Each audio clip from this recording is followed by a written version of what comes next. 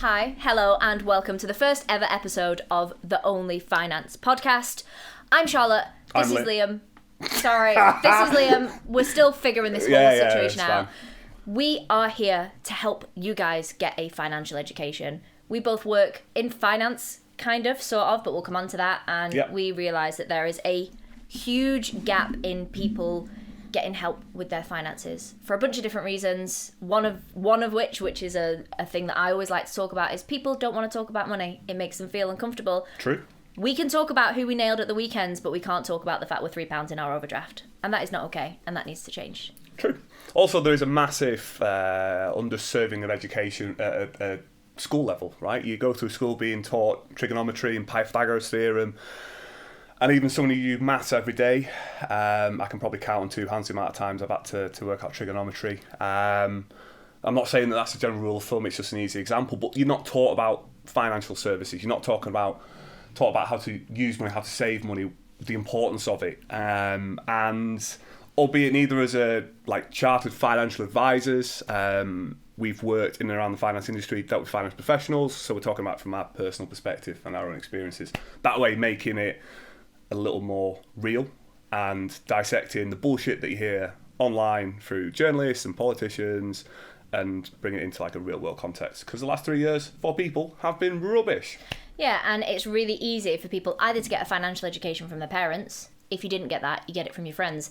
I got it in my 20s, mainly from this guy, and it's all about trying to educate a larger group of people, because you can hear stuff being spoke about, like Liam said, about politics, or about, well, this is what the cost of living crisis means to you.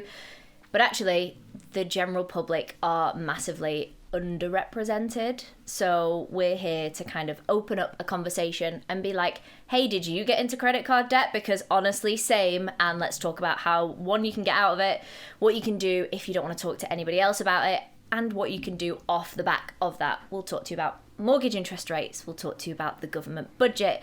We'll talk to you about investment products, about the best place to save your money if you want to go on a stag do to Amsterdam. The topic possibilities are endless, and we're here to cover all of those things.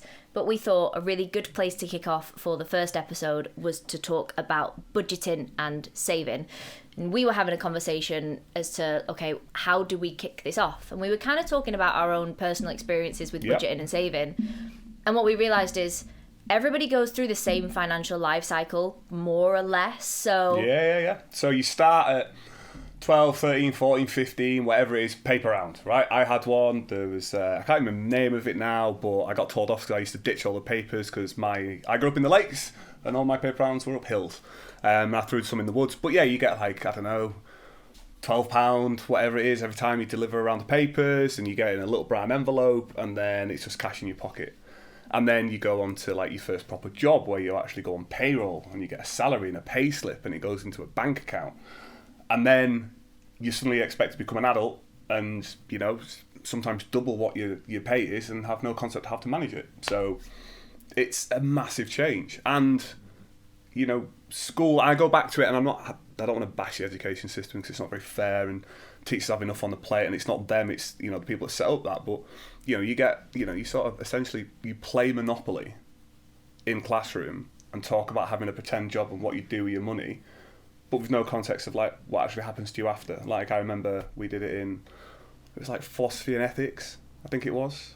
What kind of school did you go to that you had a philosophy and ethics class? A state school. But it was a choice. It was an A level choice or an AS level choice, whatever it was, and it was basically like a game of life where you would just say, oh, you'd be handed a card and that was the job that you got, and then you got like told that that's what you earned from your job, and you had to choose what things in your life you wanted. Like there was different levels of houses and different levels of cars, and while that seems all fun at the time, like there's not an actual explanation about what any of it means. So like you just go, oh, so this is just really like a big game of Monopoly, right? And while certain, you know, people might treat life like Monopoly because they're in a position they can financially, it's not the same for like the average consumer. When the average consumer consists of like 95% of the general population, it needs to be like dealt with or spoken about on a level from, you know, idiots who've been there, lived through the system and come out the other side. nobody's talking about the fact that when you're a student, you are so fucking skint that you can't get to the end of the week because you've already bought all the booze that you need for the week, and that's the important thing. And then you graduate from uni and you get a job, or you go straight into work and you're still doing the same thing. And at what point do you go, I'm stuck? Like, I need to manage my finances better. Everybody has that conversation at a different time. Some people never have that conversation and go on into their 30s, maybe even into their 40s, still having that. So that's what we want to help with. If you're in that bracket where either you've been there already, or you feel like, I'm in a cost of living crisis, let's call it what it is, poverty. We're in that situation and people can't afford to make ends meet, and you're like, what now? Because people keep telling me that I need to save and I can't reasonably afford it. You are totally not on your own. So irrespective of where you are, hopefully we're going to throw some figures or ideas. Liam's even made a really nice spreadsheet that you can use. You can download it straight off the website, which, if we didn't mention, is theonlyfinancepodcast.com. You can also find us on Instagram, on TikTok, on YouTube, and everywhere that you listen to your podcasts. But you can get some really, really handy, totally free information there. Exactly. Looking forward to putting it together, sharing it. We'll welcome feedback, like, do people find it useful? Is it useful? And ultimately, how much benefit is it adding? But, like you said, you should probably know a little bit about us, what we do, what we've done. Mine's quite easy. I've always worked in financial services. I started in debt management for a company that packaged up customers who were in financial difficulty into financial management plans. And then they help them over a really, really long period of time, sometimes 10, 15, 20 years, pay off their debt very slowly. They also offered different things like IVAs, which come on to in different episodes. But through that, I ended up taking a job, moving abroad, coming back, and then getting into mortgage lending, and then either through being a broker dealing with customers or working for lenders. That's pretty much all I've done.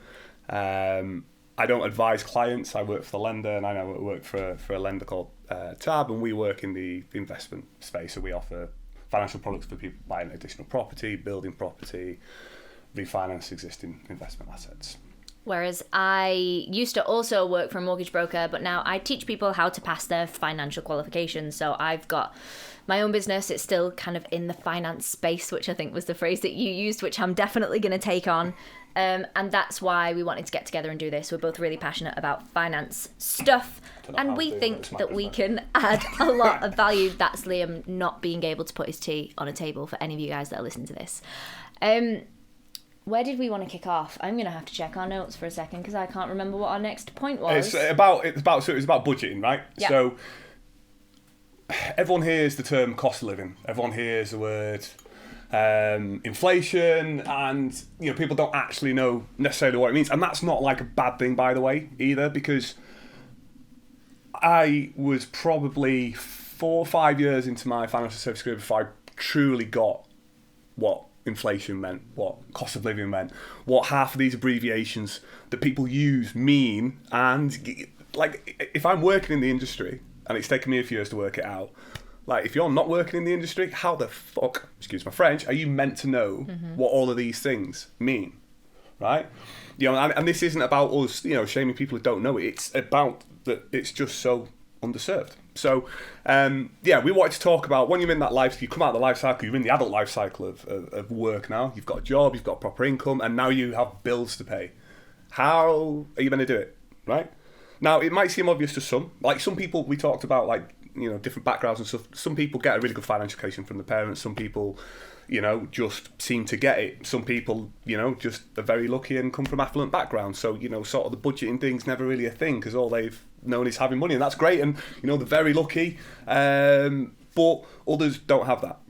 Others don't have the support network of that, and, don't know what it means to budget or how to. So, to kick it off, it's not mine, it's not an original idea. This is something that I saw, I utilised, and now I'm going to share. I can't credit the original person. If you ever listen to this, on the off chance that you do, I'm really, really, really fucking sorry, but contact us so we can credit you. It's a 50-30-20 split of your salary, right? So we're talking about your net salary that you get at the end of the month, transferred to you by the company that you work for. You should be splitting that into 3 separate pots. So your 50 is your needs, all right? So that's your bills, your food, fuel, all these sort of normal day-to-day expenditures that come out of your bank account the day after you get paid when you set up all your direct debits. Those are your needs, right? Those things that you absolutely have to pay, okay? And that you cannot avoid paying. Mm-hmm. There's then, to make it backwards, we're going to go to the 30 aspect next. Yeah. Because your 30 aspect ideally wants to be your save, right? So this is you being able to take a chunk of your money away to put away, whether it's into a savings account, whether it's into stocks and shares, whatever it is. We'll go into these in a lot more detail in future episodes. And then the 20 should be your wants, right? So these are the things that you want to treat yourself to. The new your clothing, nights out. Yeah, your nights out, your new clothes, your meals, whatever.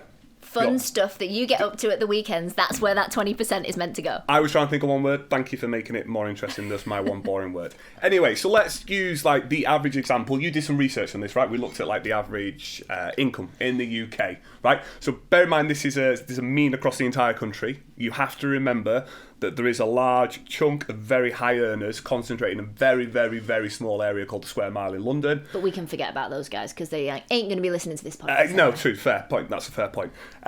So we've looked at a mean, right? Now, you might live in an area where you're thinking of the numbers that we're about to chuck out going, fucking hell, that's a lot. And it does change. But we will put a link on the website. Yeah.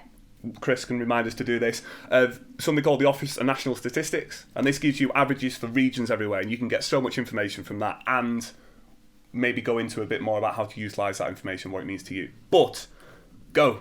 So you'll be able to find a really cool blog post on the website, and it basically explains the average national earnings for somebody in the UK is just under £35,000 a year. So you break that down into what you get paid per month if you don't have a student loan.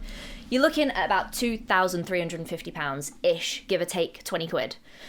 So £2,350, you then look at the average cost of rent, average cost of gas and electric, average cost of council tax, internet, TV packages, your mobile phone, your food, your travel, or if you've got a car or a car on finance. Now, I've bundled together a bunch of average figures. The one thing I'll take out of this calculation is a car. So let's just assume you don't have a car, you spend about £80 a month on travel. That's still going to take you to £1,900. So what's that as a percentage? 1,900 out of 2,300. Yeah. You're talking Quick maths from Liam. 90% plus, like well over the 50% I refer to there. Right? So how the fuck are we meant to save? The easy answer is it's fucking impossible, right? Mm-hmm. Now, these average figures that we're looking at are based on current averages, right? And without being really boring with numbers, like these have climbed exponentially over the last 3 years. Yeah. Like insane amounts. And, not just over the last 3 years, we could talk over the last decade. There's a young lad that I work with, he's 19, he's passed his driving test 6 months ago, and he complained to me that fuel was costing like £1.57, and it was 5p more than it was when he first remembers anything about fuel. And I like, fuck me. When I remember it being under a pound. Yeah, 99p, 99.99, 99.9, whatever it is, because they always put 0.1 under because it makes it look cheaper, right? In the same way that everything's 99p, not a pound. Uh-huh. And I said that to him, and it blew his mind. Mm-hmm. So, like, these figures are ridiculously high. Right, there's areas where there's going to be differences. Some people you're going to be looking at an area where you're spending more. Other people it's going to be less. Right, this is just to try and paint a picture of how ridiculous it is and impossible it is to try and save and budget. Realistically, if you're earning that 2,350, let's call it 2,350, really easy numbers. £1,650 should be the absolute max, right, of what you're spending on your needs. Of which that £1,900 figure that you alluded to, they're all needs. We're not accounting for, taking someone out on a date, fun time. Let's call it fun time without it. But yeah, they're not accounting for, doing nice things. That travel budget that we allocated for, right, is travel to and from work. Right now, I live in London. My parents live in the Lakes. We're filming this in Manchester, right? So part of my fun budget includes cost of driving all the way up there and all the way back at £1.60 something a litre, wherever I paid in London. So that's not even accounting for being able to drive and see your family. So what you guys need to know is if you are listening to these figures and be like, yeah, Charlotte, Liam, how the fuck am I expected to save? You are not on your own, and that's what this is about. This is a space where people can be like, it is impossible, and we can do a couple of things to help. Liam has made a really, really great downloadable spreadsheet thing where you can put in all of your direct debits. So you can put in your wage first of all, and then you can put in all of your direct debits. So your rent, all your bills, anything that you sign up to. We all know what direct debits are. And it will tell you at the bottom what that is as a percentage, what is left over, and what could you be putting to one side. Yeah. If you can reasonably afford to, then do it. Because there's something called an emergency fund, and people throw that around. You see that in TikTok and Instagram all the time. And it's like, your emergency fund should be 3 months worth of your annual salary. How can you put 3 months worth of your annual salary into a savings account and not do anything with it? And it's just about the little bits that you can do that will be really helpful, and that's what we're here to try and help with. So go on the website, download that spreadsheet, have a look, have a play around with the figures. You might be pleasantly surprised. I was one of those people for a long time who just never looked at my bank account because I was so petrified of the fact that I was definitely going to be in my overdraft. For literal years, I never opened a banking app, and I never checked at... Nobody uses cash points anymore to check their bank balance, but you get the idea. Yeah, true. And if you're there, that's totally cool. There are little things that you can do to help with that finance fear. Yeah, absolutely. So let's look at the first nice, really easy thing that you can do that costs nothing, that doesn't tie up your money in an ISA that you're going to get penalised for drawing money out of. Again, if you're listening to things and we're saying, what the fuck does that mean, Liam? We're going to talk about these in later episodes. But if you use one of these challenger banks, Monzo or Starling are two great examples, they have something called roundups. In fact, I'm pretty sure all of the banking apps will have them now. Do. Roundups are dead simple, right? So you'll go out and you'll spend £4.67 on something, and a roundup will take that 33p and it will put it into a little pot somewhere. So every time you use your debit card and you do not spend a whole pound, it will round you up to the nearest whole pound. And then that money stays separate. So it leaves your current account, per se, but ends up in a little pot separate from that. So if you then get to a point in the month where you're like, shit, I need some money, right? You can still access it. You're not going to get penalised. It's just, it gets you into a habit of seeing a bit of money every time, just move one side, right?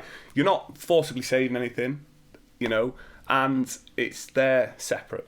And if you don't have to use it, great, right? There's the first little chunk. And no one talks about how small steps and transitions lead on to bigger things. There's a really famous interview from a Navy SEAL, really the lieutenant colonel or something like that, and he said, if you want to change the world, start by making your bed. Right? Loads of people have quoted it, right? Yeah. And it's the little things, right? And he talks about it's the psychology of just doing a little thing, right? That starts a process. If you want to achieve things, make your bed, you've started, right? I've done one task, what's my next task? It's the same with saving, right? It's not about... I'm not a great saver, by the way. I'm not claiming to be one.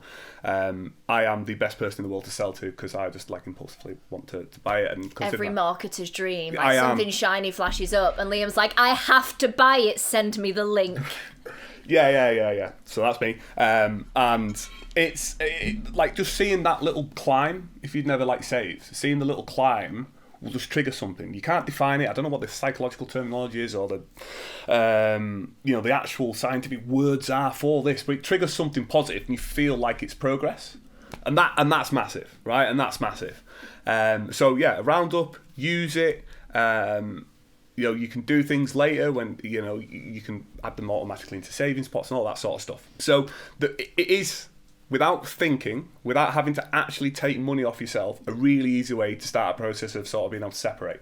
Because it is impossible with those numbers to set aside 30% of what you earn currently in a cost of living crisis to save. It's just not possible. With the roundup feature as well, most banks will do it through the app. So I bank with NatWest, and you can literally open up the app and arrange the roundup feature. You don't even have to phone anybody to do it.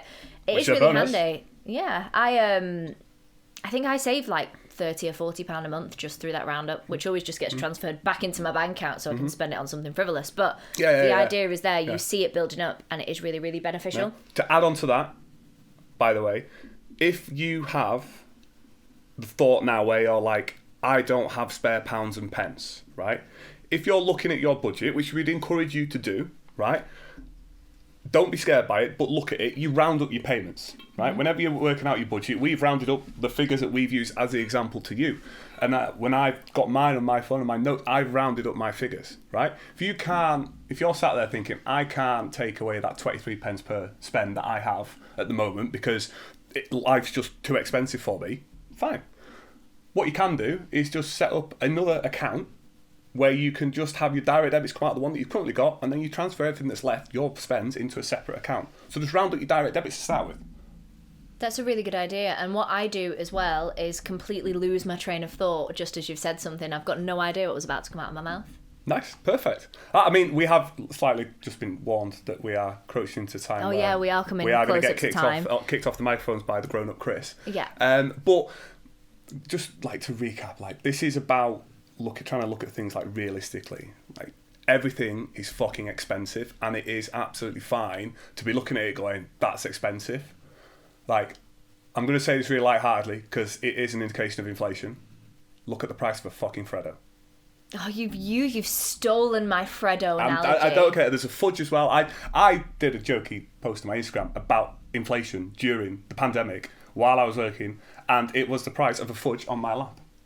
And about how expensive that is. Really funny because it was the Freddo analogy that basically took my business off the ground. Like the Freddo inflation analogy is like what I am I use the term famous very, very, very loosely to all 4 of my Instagram followers. They all talk about that time you did the TikTok about the Freddo. That's what brought me in. So yeah, look at the price of a Freddo. Look at how much it costs when you're at school. I don't have TikTok, so I didn't see it on TikTok, but I saw it on Instagram, didn't I? Oh, there we go. Yeah. So I don't want to take credit for that one, but I'm going to. The other thing I was going to say is, if all of that seems really stressful and you want to make a positive change, just start by checking your bank account every day. Yeah. That would be the one for me because I was afraid to do that for years. Yeah. And people talk about all the little things as well, like, write down, you don't have to, like, we're not saying now just turn around to your best mate and talk about finance or talk about your personal money situation or whatever it is.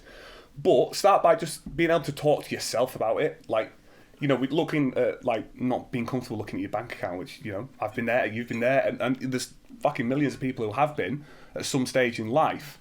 Like, just talk to yourself about it. Like, write down what you're worried about, right? And then just write down where would you like it to be? Like, how do you want that to change? Right? And then just work on the bit in the middle, the story behind it, right? And don't take, like, the really hard thing at the moment is when everyone else is really struggling, there's all people throwing it around on social media about how successful they are, right? And that's great for them, and we're not going to bemoan anyone who's worked hard to get to where they are, but don't look at what they've done as being like, oh my God, I'm not there yet, that's not fair. Yeah. Like, you know, See My Business is a really positive example. Have you started it? And I remember the conversation we were having about it when you were starting it, and you were like, I don't know if this is even going to work. And then, you know, without going into detail, you sent me an overexcited voice note about 2 weeks ago about how well things were going.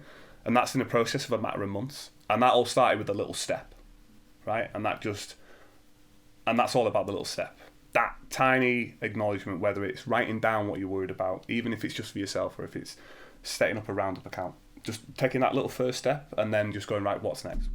And we, hopefully, in between all the nonsense, will maybe help with those little steps. Maybe give you a little stick to lean on the way. Yeah, we are here to open up a conversation about money. So a big part of what we want to do is take the embarrassment or the shame or whatever you want to call it away from talking about money. And we were talking about, do we get a nerdy catchphrase for the podcast? And yes, we do. We are here to encourage people to join the Coin-versation. You are welcome. If you are not watching this on YouTube, did not prep me for that. Liam is devastated that I just dropped that one in. No. But I'm pretty sure that is all we got time for. Yeah. Yeah, Fox is off. She's done with this as well. Thank you so much for tuning in. It's been a pleasure. We are hoping to drop this. Oh, okay, Fox, you're ruining the ending. We are hoping to drop this podcast every 2 weeks. We might change that, but do head on over to the website. So it's theonlyfinancepodcast.com. There's loads of free material that you can download there. Also, hit us up on Instagram, TikTok, YouTube, literally anywhere that you can find anything to do with social media. We are going to be there and we want to help. So send us messages, let us know if you've listened. We would love to hear from you guys. And if there's something that you'd like us to talk about, we have like an idea of everything that we want to speak about. Mainly topical, current affair stuff. But if there's a topic, if something you want us to talk about, drop it over. Let's see if we can dissect the bullshit from that into something more real world for everyone. That's what we're here for. Thank you so much for joining us. See you again.